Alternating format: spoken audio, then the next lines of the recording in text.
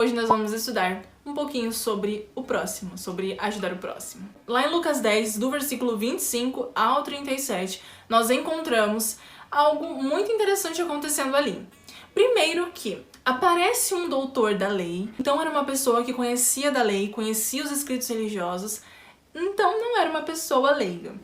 Essa pessoa, ela apareceu ali em uma situação que Jesus estava com outras pessoas para o provar. E então ele pergunta para Jesus: mestre, o que farei para herdar a vida eterna? E Jesus então retorna essa pergunta para ele, dizendo: o que diz a lei? Basicamente dizendo: você não é conhecedor da lei? Você sabe o que você precisa fazer. Apesar de que a escritura é uma fonte inesgotável de conhecimento, a gente sabe que quanto mais a gente lê, mais a gente aprende. Então, até dá pra entender, só que nesse caso, na verdade, ele queria mesmo era provar Jesus. Então foca nisso, foca nessa realidade, ele queria provar Jesus. E aí, ele responde aquilo que todo judeu conhece, que é o Shema. Amarás o Senhor teu Deus de todo o teu coração, de toda a tua força e de todo o entendimento. Isso está lá em Deuteronômio. Só que ele liga com outro versículo, outra passagem que está lá em Levítico, que é: e amarás o seu próximo como a ti mesmo. E Jesus responde basicamente que era isso mesmo. Ele sabia o que ele tinha que fazer. Inclusive, falando sobre isso do amarás o Senhor teu Deus e amarás o seu próximo, basicamente é a lei resumida. Lá em Mateus 22, Jesus realmente resume a lei, os 10 mandamentos, nesses dois. Então, os 4 primeiros: amarás o Senhor teu Deus de todo o teu coração, de toda a tua força, de todo o teu entendimento, Amar ao Senhor sobre todas as coisas. E os 6 últimos: amarás o seu próximo como a ti mesmo. E aí, então, o doutor da lei pergunta: tá, mas quem é o meu próximo? Essa pergunta aí foi interessante. Mas Jesus, como sempre, muito esperto, muito inteligente, ele contou uma parábola para poder exemplificar ali a sua resposta. E a parábola de Jesus foi do samaritano. A parábola conta que um homem estava indo de caminho de Jerusalém para Jericó. E nesse caminho, ele encontrou alguns homens que o espancaram e o assaltaram. Deixou ele como se estivesse ali morto praticamente, de tanto que bateram nele. E então, nesse caminho, apareceram 3 outros personagens importantíssimos nessa história. O primeiro personagem é o sacerdote. O sacerdote viu que o peregrino estava ali, abatido no chão, até porque não tem como não ver, e ele passou longe. Ele não chegou muito perto e foi-se embora. O segundo era um levita. O levita, ele também passou pelo peregrino, passou longe e foi-se embora. Então, o terceiro personagem é o bom samaritano. Ele viu o peregrino no chão e o ajudou. Ele ajudou com as feridas, cuidou de suas feridas, o levou para uma hospedaria, pagou ali a hospedagem e ele até mesmo deixou acertado com o dono da hospedaria que se faltasse alguma coisa, algum dinheiro ali para ajudar aquele homem a se recuperar, ali dos cuidados que ele estava tendo nessa hospedaria, ele voltaria e pagaria. Olha só, que exemplo, meus amigos, que exemplo. Essa história, ela deixa muito claro que o nosso próximo é aquele que precisa de ajuda, é aquele que precisa de cuidado e que precisa de amor. Sim, não importa quem seja, não importa de onde ele veio, não importa a classe social. Importa o que você vai fazer com o seu próximo. Aliás, Jesus fazia isso muito bem, diferentemente daqueles que sabiam o que deveriam fazer, porque na fala eles falavam muito sobre isso, mas na prática não faziam tanto assim. Então, a gente consegue perceber que, na verdade, Jesus estava ensinando que, você sabe o que você tem que fazer. Só que na prática, não é bem assim, né? E sim, nós podemos destacar que essa forma de cuidado é realmente muito importante. O tocar no sentido de abraçar, no sentido de demonstrar afeto, é muito importante.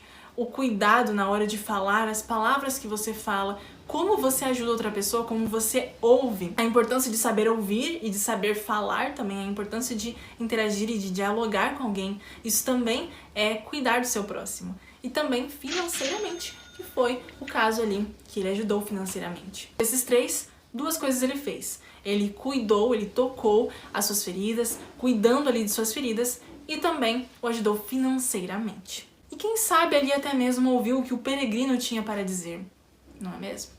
Mas realmente é difícil amar o nosso próximo dessa forma. Não é uma coisa fácil, não é uma coisa que nós nascemos sabendo. Para isso, por muitas vezes, é preciso negar a si mesmo, deixar o egoísmo de lado. Então, aquele que foi provar a Jesus saiu de lá provado. Nessa parábola, o samaritano, ele se tornou o herói.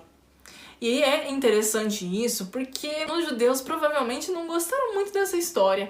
Afinal, eles tinham uma rivalidade ali com os samaritanos. E isso, vinha de tempos. Por serem um grupo étnico misto que misturava o judaísmo com a adoração pagã e ser um judeu puro, então com a sua linhagem pura no judaísmo, era muito importante ali entre os judeus. Tá, mas por que será que aqueles dois personagens, o sacerdote e o levita, não quiseram ajudar o peregrino? Porque sim, eles não quiseram, eles viram, mas eles não quiseram. O que será que aconteceu? Algumas hipóteses são: o sacerdote não quis ajudar porque ele, pela lei, não podia ajudar. Você acredita nisso? Pela lei, ele realmente não poderia ajudar uma pessoa que estivesse morta. Então ele não poderia tocar em seu cadáver, porque senão ele não estaria puro para ministrar no templo. Talvez ele olhou assim meio de longe e pensou: esse daí, já foi, então não tem muito como eu ajudar.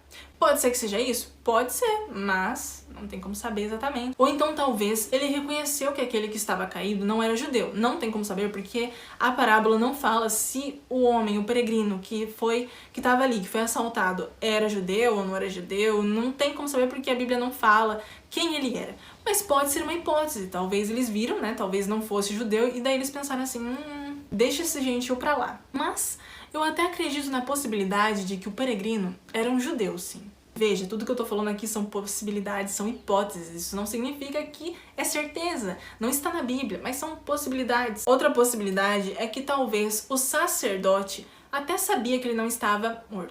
Mas como era uma rua perigosa, com muitos assaltos, e não tinha ninguém ali para ver a boa ação do sacerdote, talvez ele pensou: eu não vou ajudar não. Ninguém aqui tá vendo, ele nem vai me retribuir por isso. Que reconhecimento que eu vou ter? Isso é uma hipótese até mesmo fundamentada na própria Bíblia, que fala que uma mão não deve saber o que a outra mão faz quando ajuda o outro. Que não se deve tocar trombetas quando a gente faz uma coisa boa.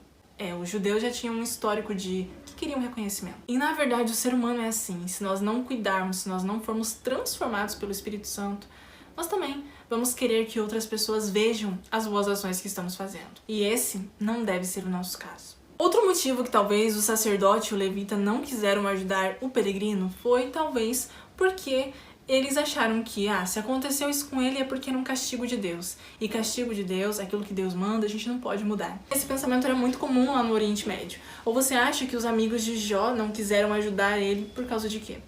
Sendo que eles tinham como ajudá-lo. E agora uma possibilidade do porquê que o levita não ajudou, talvez ele pensou: se o sacerdote não ajudou, por que eu vou ajudar? Eu vou embora. Tudo isso que eu tô falando são hipóteses e todas elas realmente fazem sentido e pode ser que alguma delas aconteceu até porque alguma coisa aconteceu ali pra eles não ajudarem. Acontece que eu estou falando dessas hipóteses porque pode ser esse o nosso caso.